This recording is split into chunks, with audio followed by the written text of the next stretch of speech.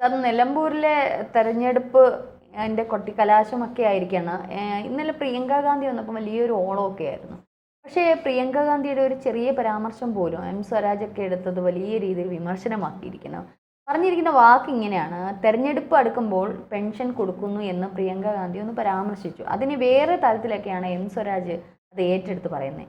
അത് കൈക്കൂലി ആണോ കൊടുക്കുന്നത്, കൈക്കൂലി വാങ്ങുന്നു ജനങ്ങൾ എന്ന് ഒരു തരത്തിലും പ്രിയങ്ക ഗാന്ധി അത്തരത്തിലുള്ള ഇത് നടത്തിയില്ല. ഇതിനെ എങ്ങനെയാണ് നോക്കിക്കാണുന്നത്? ഇത് നേരത്തെ KC വേണുഗോപാലും പറഞ്ഞതാണ്. ഈ ക്ഷേമ പെൻഷൻ ഇപ്പം കൊടുക്കുന്നുണ്ട്, അതൊരു കൈക്കൂലിയായിട്ടാണ് നിലമ്പൂർ ഉപതെരഞ്ഞെടുപ്പ് കണ്ട്. അത് ശരിക്കും അവിടുന്ന് വോട്ട് പിടിക്കാനുള്ള തന്ത്രമാണ് CPM ഉപയോഗിച്ചത്. പക്ഷെ അത് പറയേണ്ട രീതിയിൽ KC വേണുഗോപാലൊക്കെ പറയണമായിരുന്നു. കണ്ടോ, ഇവരതിനെ കണ്ടോ വളച്ചൊടിച്ചത്? ഉടനെ കൈക്കൂലിയാണ് എന്ന് പറഞ്ഞ് പാവം പ്രിയങ്ക ഗാന്ധി അങ്ങനെ പറഞ്ഞിട്ടില്ല. ഈ തെരഞ്ഞെടുപ്പ് അടുക്കുമ്പോഴാണ് സർക്കാർ പെൻഷൻ കൊടുക്കുന്നത് സാധാരണ. ഇത് KC വേണുഗോപാൽ അത്തരത്തിൽ പറഞ്ഞാൽ മതിയായിരുന്നു. ഈ KC വേണുഗോപാൽ അവിടെ പറഞ്ഞത് കൊണ്ടാണ് ഇപ്പോഴും സ്വരാജ് കൈക്കൂലി തൂങ്ങിക്കിടക്കുന്നത്. CPMകാർക്ക് അറിയാമേ എങ്ങനെ ഇതിനെ വളച്ചൊടിക്കണമെന്നുള്ള. അതിനൊരവസരം കൊടുക്കാതെ ആ പഴുതടച്ചുകൊണ്ട് വേണം പറയാൻ. അപ്പോൾ അങ്ങനെ പറഞ്ഞ് കൈക്കൂലി എന്ന് പറഞ്ഞപ്പോൾ എന്ത് ചെയ്തു? ഈ കേരളത്തിലെ ഈ ക്ഷേമ പെൻഷൻ പറ്റുന്ന 60 ലക്ഷം പാവങ്ങളെ മുഴുവൻ ഈ CPMകാർ കയ്യിലെടുത്തില്ലേ? ഉടനെ ഞങ്ങൾ നിങ്ങൾക്ക് തരുന്നത്, സർക്കാർ തരുന്നത് കൈക്കൂലിയാണ് എന്ന് പറഞ്ഞ് അധിക്ഷേപിക്കുകയാണ്, നിങ്ങളെ അധിക്ഷേപിക്കുകയാണെന്നും പറഞ്ഞൊക്കെ ചിത്രം മാറ്റില്ലേ? ഈ CPMന് ആടിനെ പട്ടിയാക്കാൻ അറിയാവുന്നവരാണ് കേട്ടോ. അതെന്താ KC വേണുഗോപാലിന് അറിയാതെ പോയത്? അപ്പോൾ പറയുന്നത് സൂക്ഷിച്ച് പറയണമായിരുന്നു. CPM അങ്ങനെ തന്നെയാണ് ചെയ്തിട്ടുള്ളത്. ഇനി അവിടം കൊണ്ട് തീരുന്നില്ല. ഇനി ഈ ക്ഷേമ പെൻഷന്റെ ബാക്കി വരാൻ പോകുന്ന പഞ്ചായത്ത് തെരഞ്ഞെടുപ്പിന് മുന്നോടിയായി കൊടുക്കും, ഉറപ്പാണ്. ബാക്കി എവിടെ എന്ന് ചോദിക്കാത്തത് എന്ത്? ഇവിടെ എത്ര ഗഡുക്കൾ മുടങ്ങിക്കിടക്കുകയാണ്.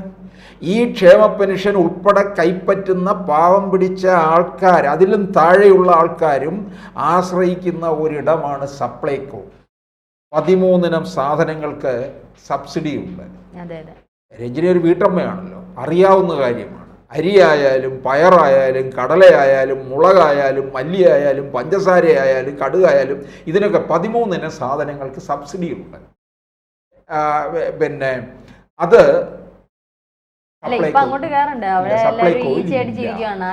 അതിലില്ല. ഇടയ്ക്ക് സബ്സിഡി സാധനം ഓണത്തോടടുപ്പിച്ചെല്ലാം വരും. എന്തിന്? പഞ്ചായത്ത് തെരഞ്ഞെടുപ്പ് വരുന്നുണ്ട്. അതുകൊണ്ടാണ് ഈ സബ്സിഡി സാധനങ്ങൾക്ക് ഇടയ്ക്ക് വില കൂട്ടി. അന്ന് കോൺഗ്രസ്സുകാർ അനങ്ങിയില്ലല്ലോ. അവിടെയൊക്കെയാണ് പ്രതികരിക്കേണ്ടത്. ആ പ്രതികരിക്കാതെ പോയി എന്നുള്ളതാണ്. സാധനങ്ങൾ തീർന്നപ്പോൾ അതിനെതിരെ സമരം ചെയ്യാനോ അത് നിയമസഭയിൽ പറയാനോ കഴിഞ്ഞില്ല എന്നുള്ളതാണ്. ഇനിയും ഇപ്പോൾ വരാൻ പോകുന്ന നിയമസഭാ തെരഞ്ഞെടുപ്പ്, അതിന് മുന്നോടിയായിട്ട് പിണറായി വിജയൻ പറഞ്ഞിട്ടുണ്ട് NGO അസോസിയേഷൻ്റെ സമ്മേളനത്തിൽ വെച്ച്, പെൻഷനല്ല ശമ്പള കമ്മീഷൻ വരുന്നുണ്ട്, പുതിയ സ്കെയിൽ അനുസരിച്ചുള്ളത്.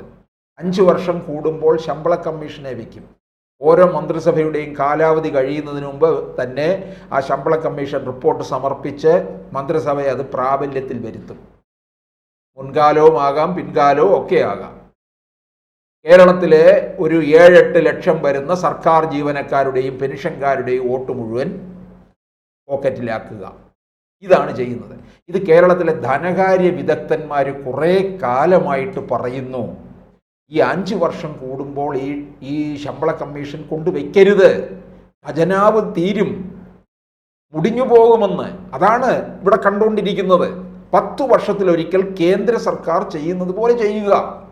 കോവിഡ് കാലത്ത് നമുക്കറിയാമല്ലോ, 2016 ശേഷം നടന്ന തെരഞ്ഞെടുപ്പ് 21 21 തെരഞ്ഞെടുപ്പിന് മുമ്പ് ഇതുപോലെ ശമ്പള കമ്മീഷൻ വെച്ചു. കോവിഡ് കാലത്ത് ലോകം മുഴുവൻ തകർച്ചയിൽ നിൽക്കുകയാണ്, സാമ്പത്തിക തകർച്ചയാണ്. എന്നിട്ട് ശമ്പള കമ്മീഷൻ വെച്ച് ഇവർക്ക് ശമ്പളം പുതിയ പേ സ്കെയിൽ അനുസരിച്ച് കൊടുത്തിരിക്കുന്നു. ഒന്ന് ആലോചിച്ച് നോക്കണേ.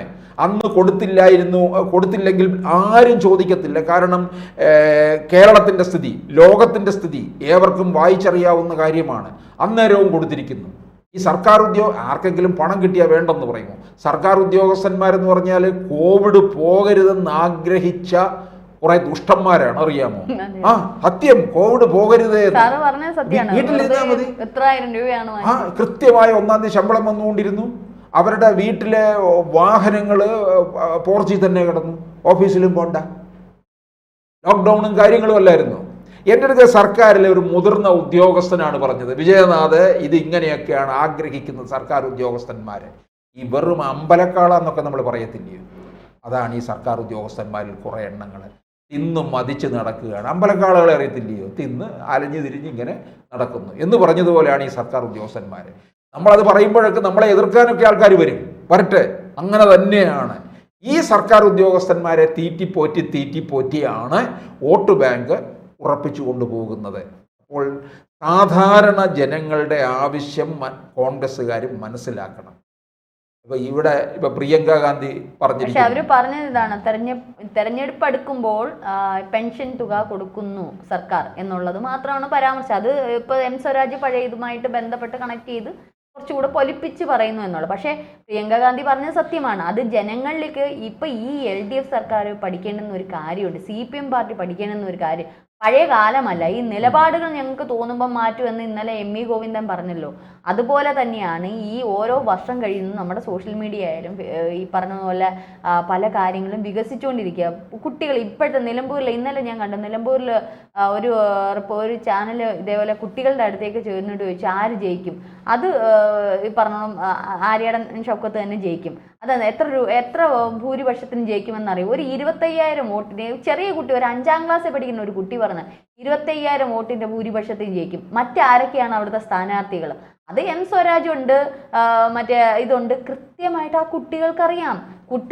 പണ്ട് കാലങ്ങളിലോ കുട്ടികളുടെ അടുത്ത് എന്തോ തെരഞ്ഞെടുപ്പ്, എത്ര പേര് ജയിക്കുക, എന്ത് ചെയ്യും, കുട്ടികളാണ് ഇന്നലെ പ്രചാരണത്തിന് ഇറങ്ങിയത്. അപ്പൊ ഇന്നത്തെ തലമുറയുടെ അവരൊക്കെ എപ്പോഴും സോഷ്യൽ മീഡിയ ആയിട്ട് ഇങ്ങനെ നോക്കിയിരിക്കുക, വാർത്തകൾ ശ്രദ്ധിക്കും. കുട്ടികളൊക്കെ ഈ ചെറിയ ക്ലാസ് മുതലേ അവർ വാർത്തകൾ ശ്രദ്ധിക്കും, രാഷ്ട്രീയം എന്താണെന്നും അതുപോലെ രാജ്യത്തിനകത്തും പുറത്തും ഒക്കെ എന്താ നടക്കുന്നതെന്ന് കുട്ടികൾക്ക് വ്യക്തമായിട്ട് അറിയാം. ഇന്ന് ഓപ്പറേഷൻ സിന്ദൂർ എന്താണെന്ന് ഏത് 1ാം ക്ലാസ്സിൽ പഠിക്കുന്ന കൊച്ചിൻ്റെ അടുത്ത് ചോദിച്ചാൽ അവർക്കറിയാം. അപ്പൊ അങ്ങനെയുള്ള തലമുറയെ ഇനി പറ്റിക്കാനാവില്ല ഈ രാഷ്ട്രീയ പാർട്ടികൾക്ക്. അപ്പൊ ഈ ക്ഷേമ പെൻഷൻ, ഈ കിറ്റ് വിതരണവും അല്ലെങ്കിൽ ഈ പറഞ്ഞ സപ്ലൈകോയിലെ അരി വിതരണവും ഒക്കെ ഇവരുടെ ഈ പൊടിക്കൈകൾ ഇനി നടക്കാൻ പോകുന്നില്ല എന്നുള്ളതിന്റെ തെളിവാണ് ഇപ്പോൾ നിലമ്പൂർ കണ്ടുകൊണ്ടിരിക്കുന്നത്. ഈ മറിയക്കുട്ടി ചട്ടി എടുത്ത് എന്തുകൊണ്ടാണ് ക്ഷേമ പെൻഷൻ കിട്ടാത്തതുകൊണ്ട്? മറിയക്കുട്ടി ഇപ്പോൾ BJPയിൽ അംഗത്വം എടുത്തു, നരേന്ദ്രമോദിയോടൊപ്പം തൃശ്ശൂർ തേക്കിൻകാട് മൈതാനിയിൽ വേദിയിലും ഇടുകയൊക്കെ ചെയ്തു. ഇവർക്ക്, ഈ കോൺഗ്രസ്സുകാർക്ക് ഇതുപോലുള്ള 1000 മറിയക്കുട്ടിമാരെ പിച്ചച്ചട്ടിയുമായിട്ട് തിരുവനന്തപുരത്ത് സെക്രട്ടേറിയറ്റിൻ്റെ മുമ്പിലേക്ക് വിടാമായിരുന്നല്ലോ. ഇനി പിച്ചച്ചട്ടി എടുത്തില്ല എന്നേ ഉള്ളൂ, അതുപോലെ നിൽക്കുന്ന കുറേ പേരാണല്ലോ 100, 110, 115 ദിവസമായി സെക്രട്ടേറിയറ്റിന് മുമ്പിൽ സമരം നടത്തുന്നു, ആശാവർക്കർമാർ. അത് പറയാമല്ലോ, ഇതൊന്നും ചെയ്തിട്ടില്ല എന്നുള്ളതാണ്. കോൺഗ്രസ്സുകാരിൽ പിടിപ്പുകേടുണ്ടായിട്ടുണ്ട്. അവർ അവസരത്തിനനുസരിച്ച് അവിടെ ഉയർന്നില്ല. ക്ഷേമ പെൻഷൻ മുടങ്ങിക്കിടന്ന കാലത്തൊന്നും ഇവർ മുറവിളി കൂട്ടിയില്ല. നിലമ്പൂര് തെരഞ്ഞെടുപ്പ് മുന്നിൽ കണ്ടുകൊണ്ട് ഇവർ കൊടുത്തു. ഉടനെ അത് കൈക്കൂലിയാണ് എന്ന് പറഞ്ഞ് പോയതാണ് ഇവരുടെ ഏറ്റവും വലിയ വിഡ്ഢിത്തം പറ്റിയത്. ഇനിയും ഇതുപോലെ വരുന്നുണ്ട്. ക്ഷേമ പെൻഷൻ ബാക്കി എവിടെ, മുഴുവൻ തീർത്തിട്ടില്ല, കുടിശ്ശികയാണ്. അപ്പോൾ അതാണ് നമ്മൾ മനസ്സിലാക്കേണ്ടത്. അപ്പോൾ കോൺഗ്രസ്സിന് പല കാര്യത്തിൽ വീഴ്ച സംഭവിച്ചിട്ടുണ്ട് എന്നുള്ളതാണ്.